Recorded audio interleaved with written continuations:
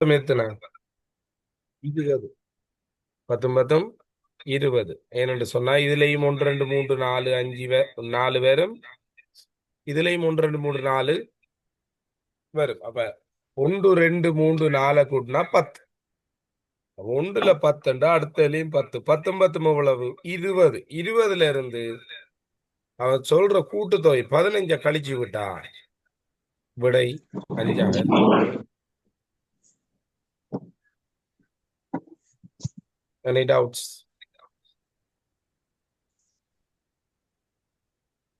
யாருக்கு டவுட் இருக்கா? பிள்ளைகள் கவனிச்சு கொள்ளுங்க. போன வருஷம் கஷ்டம் கஷ்டம்னு சொன்ன பேப்பர் இதுதான். இதுல இருக்கிற டெக்னிக்குகளை விளங்கி கொண்டிக்கன்னு சொன்னா யூனிவர்சிட்டி நாங்க இல்ல ஒர்க் செய்யக்கூடியதா இருக்கு. ஓகே, அடுத்த கவனிச்சு கொள்ளுங்க.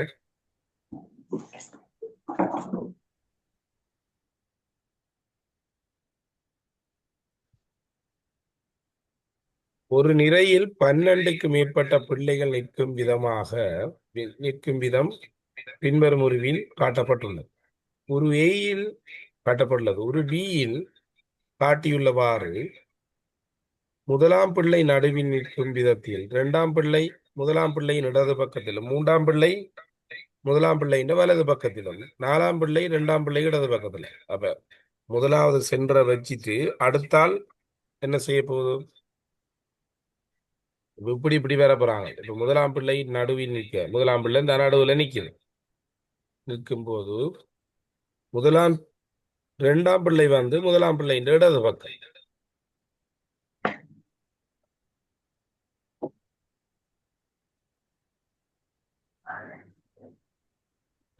இங்க இரண்டாம் பிள்ளை நிக்க போகுது, இங்க மூன்றாம் பிள்ளை நிக்க போகுது. அடுத்தது இடது பக்கத்தில் மூன்றாம் பிள்ளையும் முதலாம் பிள்ளையின் வலது பக்கத்தில் நாலாம் பிள்ளை. அது இப்படி நிக்க போகுது. 2 4 இடது பக்கத்துல மாறி மாறி நிற்கின்றன. அப்ப இங்க 5 வேற போகுது, இங்க 6, இங்க 7, இங்க 8, இங்க 9, இங்க 10.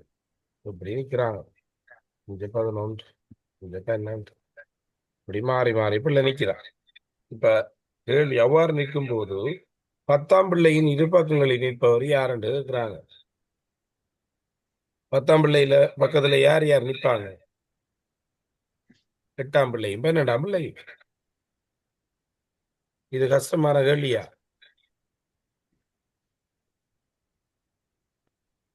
யாராவது வாயுது கதைக்கணும் பிள்ளைகள். ஒன்று நீங்க கதைக்காட்டியே அப்ப கிளாஸ் ஸ்டாப் பண்ணி விடுவோம். ஆனா காலையில் 5:30 சும்மா இது செய்ய தேவையில்லை. உங்களுக்கு விளங்குது இல்லையா? ஒன்றும் விளங்கு இல்லை. அதான் அடுத்த பிரச்சனை. நான் மட்டும்தான் கைக்கிறேன்னா எனக்கு யூனிவர்சிட்டி ஓகே அந்த கேள்வி செய்முறை கொள்ளுங்க.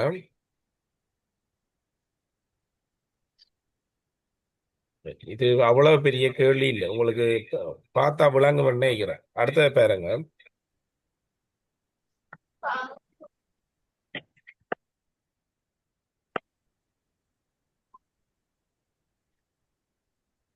இதை பாருங்க, முன்பக்கத்துல இருந்து பார்க்கும்போது படலை தோன்றும் விதம். நாங்க இங்க இருந்து பார்க்கக்குள்ள இந்த படலை எப்படி தோன்றும் என்று கேட்கிறாங்க. இங்க இருந்து பார்க்கக்குள்ள இது தெரியும் என்று சொல்லி கேட்கிறாங்க. அங்கால இதுதான் தெரியும். என்ற இதை பாருங்க, இப்படி ஒரு கோடும் இது சேர்த்து இந்த வந்திருக்கு. இதுக்கு மேல இது வந்திருக்கு, அதுக்கு மேல இப்படி வந்திருக்கு. அப்ப இந்த ஷேப் இந்த வந்திருக்கு. அப்படி பாத்தீங்கன்னு சொன்னா முதலாவது ஷேப்.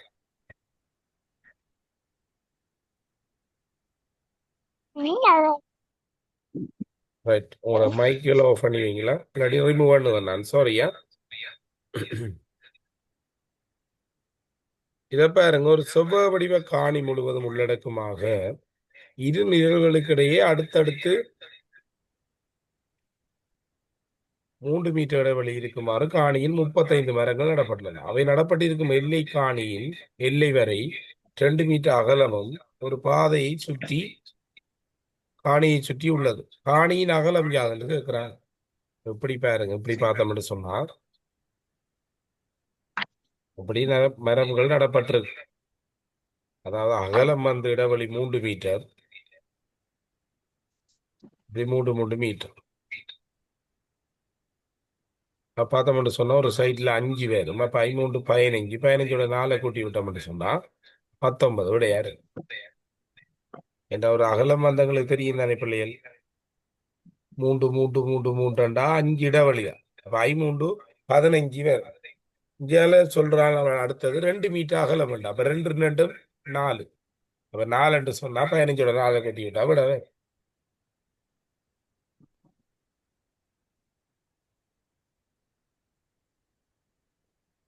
செய்முறை எழுதிங்களா சவிசா?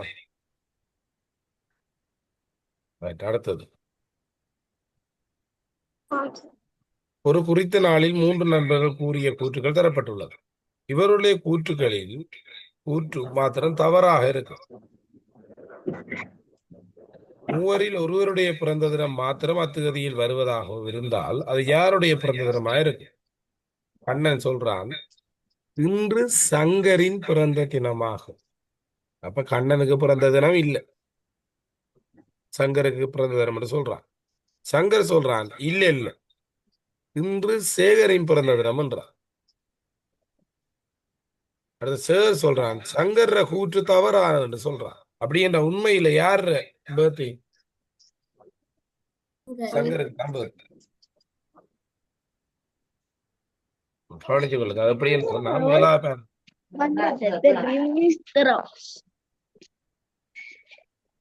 வாரம் ஒரு ஆள் ரிமூவ் பண்ணிட்டு வார்.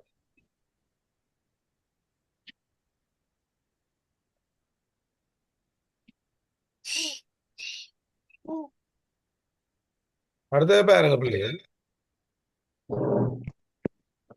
இதுல ஏன் சங்கர பிறந்த தினம் என்று வருது? இப்ப கீழே சேகர கூட்டு சேகர் சொல்றான், சங்கர் சொல்ற பிளண்டா சேகர பர்த்டே இல்ல. கண்ணன் சொல்றான் சங்கர பிறந்த தினம் என்று. அவன்ட கூற்றை யாரும் என்ன செய்யல, ரிஜெக்ட் பண்ணி சொல்லல. அதால அதுக்கு விடை சங்கர். இதுல விளங்குதா யூனிவர்சிட்டி உங்களுக்கு? Right, okay. அடுத்த கேள்வியை பாருங்க. 43 பிள்ளைகள் உள்ள ஒரு வகுப்பில் ஒவ்வொருவராக 7 பெண்கள் வீதமும் 5 ஆண்கள் வீதமும் குழுக்களாக காணப்படுகின்றன. அப்போது எல்லா பிள்ளைகளும் குழுக்களாகப்பட்டால் எத்தனை பெண் பிள்ளைகள் குழுக்கள் இருக்கும்? 7 கேர்ள்ஸும் 5 பாய்ஸும் வச்சு தான் ஒரு டீம் உருவாக்கணும். 7 கேர்ள்ஸும் 5 பாய்ஸும் என்று சொன்னா கவனிச்சு கொள்ளுங்க. 7 5 எத்தனை? 12.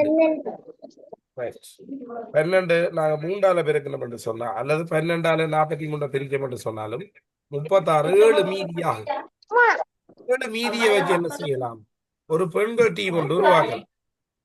சரியா? அதுக்கு சரியான விடை 4ஆக இருக்கு. சொல்றது அடுத்தது. அடுத்தது பாருங்க. இந்த கேள்விக்குரிய செய்முறை விளங்கிட்டாங்க. ஏன் 7 5 கூட்டணும் என்று ஏதாவது கேட்கணும் என்றாது? ஏன் சார் 12 3ஆல பெருக்கணும்? என்னன்னு சொன்னா மகள், இப்ப நான் சொல்றேன், 12 3ஆல பெருக்கிறதுக்கு பதிலா நாங்க என்ன செய்யலாம், 43ல இத்தனை 12 மடங்கு இருக்குன்னு பார்க்கலாம். 4 12 12 12 20 24 3 36 4 48 48 பேர் அங்க இல்ல. சரி, அதால என்ன செய்யலாம், 12 3 மடங்கு தான். 12 3 மடங்கு 36. அப்ப 3 குழுக்கள் ஆக்கலாம். 7 கேர்ள்ஸும் 5 பாய்ஸும் இருக்கிற மீதி 7 பேர் இருக்கிறாங்க. அதை நாங்க பெண் பிள்ளைகள் என்று எடுத்தோம் என்று சொன்னா, சரியோ, பெண் பிள்ளைகள் என்று எடுத்தோம் என்று சொன்னா விடை அதுவும் ஒரு டீமா வரும். 4 டீமா இருக்கு.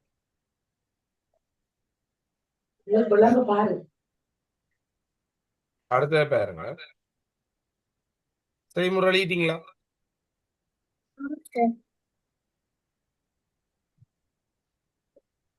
உண்மையாவது 12 3ஆல பெருக்க தேவையில்லமாள் ஜினுசிதா.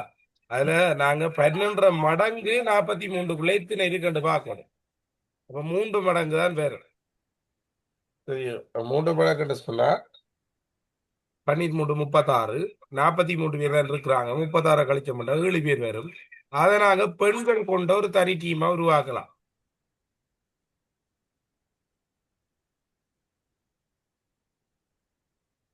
இதை பாருங்க, கூடுதலாக பிரதேசம் முதலாவதுல பாருங்க. கூடுதலாக பாத்தீங்கன்னு சொன்னா முதலாவதுல 8 கட்டம் இருக்கு, அடுத்ததுல 7 கட்டம் இருக்கு, அடுத்ததுல பாத்தீங்கன்னு சொன்னா 6 கட்டம் தான் இருக்கு. அப்ப அதுக்கு சரியான விடை முதலாவதா இருக்கு. இது நான் நினைக்கிறேன் என்னன்னா, 9 பிள்ளைகள் ஒருவரோடு கை ஒத்து நிற்கும் நிலையில் ஒரு சந்தர்ப்பத்திலும் 3 பிள்ளைகள் வீதம் எடுத்து 4 உருவங்கள் கீழே தரப்பட்டுள்ளது. 9 பிள்ளைகள் நிற்கும் நிறை கிடைக்குமாறு உருவச் சட்டங்கள் வைக்கப்படி ஒழுங்குமுறை யாதுன்னு கேட்கிறாங்க. ஃபர்ஸ்டா பி வரும், அடுத்தது டி வரும், அடுத்து ஏ சி. அப்ப அதுக்கு விடை வந்து 2ஆவதா இருக்கு. அர்த்தம். இதை பாருங்க பிள்ளைகள், உருவில் காட்டப்பட்டுள்ளவாறு முழுமையாக நீர் நிரம்பிய ஏயில் இருந்து ஒரு குறித்த அளவு நீர் வெற்றாக இருக்கும் பியில் இடப்பட்டது. ஏக்குள்ளதான் ஃபுல்லா தண்ணி இருக்கு, பிக்குள்ள தண்ணி இல்லை. அப்போது ஒவ்வொரு பாத்திரத்திலும் 4/3 பகுதி நீர் உள்ளது. இவ்வாறு இருப்பதற்கு பாத்திரம் ஏ கொள்ளும் நீரின் அளவு பாத்திரம் பி கொள்ளும் நீரின் அளவில் எத்தனை மடங்காக இருக்கு? இப்ப வழியா காணிச்சு கொள்ளுங்க. ஏயில இருக்கிறதுல ஒரு அளவை ஊத்தி விட்டா பியில 3/4 பங்கு வரணும். அதே போல ஏயிலையும் 3/4 பங்கு இருக்கணும். அப்படி என்று சொன்னா ஏ வந்து பெரிய பாத்திரமா இருக்கணும், சி வந்து சின்ன பாத்திரமா இருக்கணும். அப்படி என்ன சொல்லி பாத்தீங்கன்னு சொன்னா பாருங்க, இதுக்குள்ள 1/4 பங்கும் இதுக்குள்ள 3/4 பங்கும்.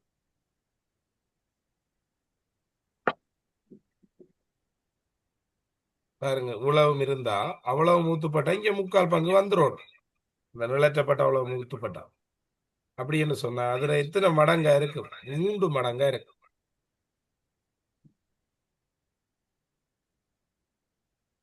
நம்பரை போட்டு குறைங்க சொல்லித்தாருன்னா முடியட்டும்.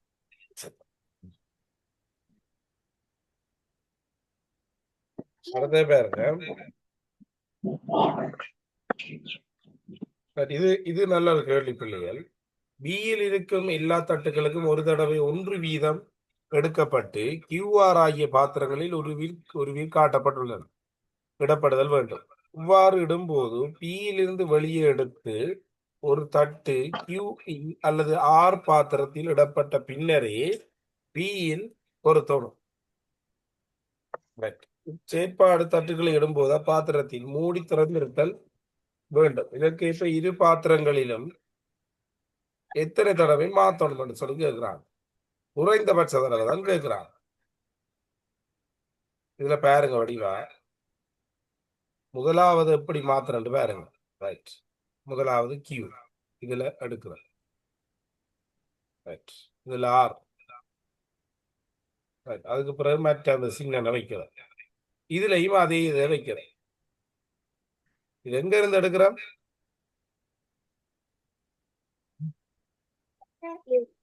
அடுத்தது அதுக்கு மேல இதை வைக்கிறேன், அதுக்கு அடுத்ததுக்கு மேல இதை வைக்கிறேன் சி. அதுக்கு மேல இது, அதுக்கு மேல இது. இப்படி வச்ச மட்டும் சொன்னா எத்தனை தடவை வேற? குறைந்தபட்சம் 4 தடவையில வைக்கிறேன். சரியா? இந்த பாருங்க வடிவா பாருங்களா, பெரிச வைக்கிறோம். மேல இருக்கிற இந்த இருக்கிறது இது 2 2 இருக்கு, எல்லாம் சமனா. இங்க 8 இருக்கிறபடியா பிள்ளைகள், நான் ஃபர்ஸ்டா என்ன செய்யறேன், பெருசு எடுத்து இதுல ஒன்று போடுறேன், இதுல ஒன்று போடுறேன். ஒரு தடவை, அடுத்த போடுறேன் 2 தடவை, அடுத்த போடுறேன் 3 தடவை, அடுத்த போடுறேன் 4 தடவை. இதை பாருங்க, தூரத்தோட சம்பந்தப்பட்ட கேள்வி. ஏபிஎம்என் எனும் 4 நகரங்களுக்கு இடையே பேருந்துகள் செலுத்துவதற்கு எடுக்கும் நேரங்கள் ஒரு வில் காட்டப்பட்டுள்ளது.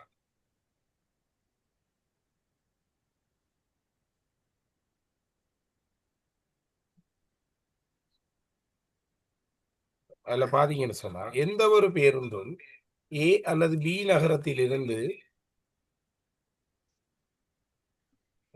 ஏயிலிருந்து அல்லது பியிலிருந்து 9, 9:30, 10, 10:30 என்றவாறு 30 நிமிடங்களுக்கு ஒரு தடவை புறப்படலாம். எம்மிலிருந்து முற்பகல் 9:05க்கு புறப்பட்ட ஒரு பேருந்தில் பயணத்தில் ஆரம்பித்து நகரம் எண்ணிற்கும் முற்பகல் 10:40க்கு வரும் பயணி ஒருவர் பயணித்துள்ள பாதையாக இருக்கக்கூடிய. அப்ப எங்களுக்கு தெரியும் 30 நிமிஷத்துக்கு ஒருக்கா தான் வருது இல்லையா? அப்படின்னு சொன்னா அதுல இடைவெளி பார்த்தோம்னு சொன்னா 95 நிமிஷமா இருக்கு. அப்ப அது இதுல பாத்தீங்கன்னு சொன்னா இதுக்குரிய இடைவெளி 75 நிமிஷம், இதுக்குரிய 90 நிமிஷம், இதுக்குரிய 95. அப்ப விடை 3வது சரி.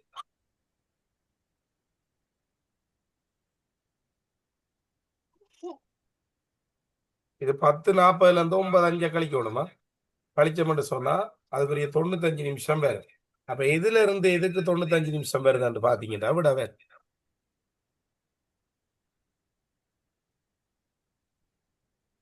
இவ்வளவுதான் அந்த பாஸ் பேப்பர் கேள்வி.